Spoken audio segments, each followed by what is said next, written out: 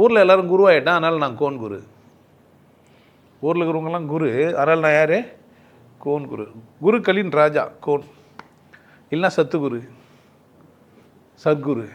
குருக்கள்லே விசேஷமானவர் யார்? அவர் சத்குரு. இந்த வார்த்தையே தப்பாகுது, தேசிகன்.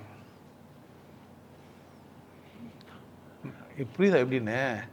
இது நிதர்சனம்னா என்ன? இப்போ குரு நிதர்சனமா, கோன் குரு நிதர்சனமா, சத்குரு நிதர்சனமா?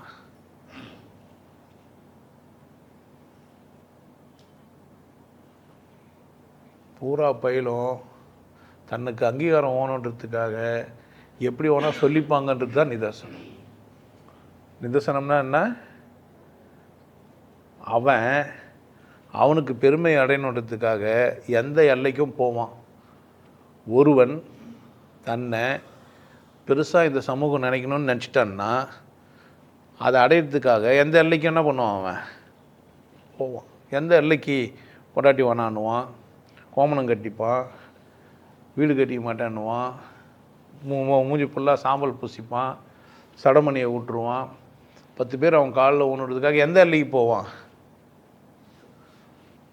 அப்போ நிதர்சனம்னா என்னான்னு கேட்டிங்கன்னா, எந்த செயலும் எப்படி ஏன் எதுக்குன்ற கேள்வியெல்லாம் இருந்து அறுந்து போச்சானா, எனக்கு புரிஞ்சிச்சேன்னா அது பேர் என்ன?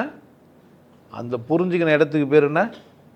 நான் நிதர்சனத்தை புரிந்து கொண்டேன் அப்படின்னு ஆகணும். இந்த தலைப்புக்கு நீங்கள் கேட்ட பிறகு